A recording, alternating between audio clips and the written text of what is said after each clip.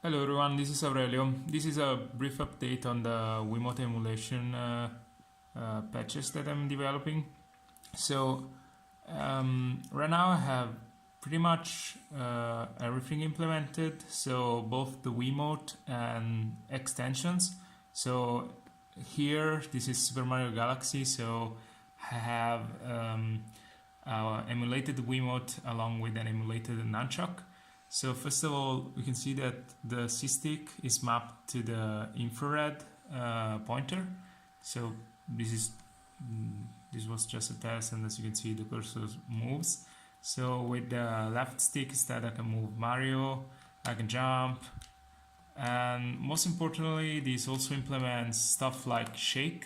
So if I press the L button, which is the button to which I map the shake of the Wiimote, Mario spins. So pretty much everything is implemented.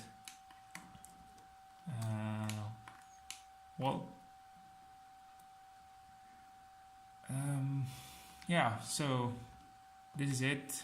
I'm still working on the software to basically allow custom configurations per each game, but it's working pretty fine for now. So thank you everyone.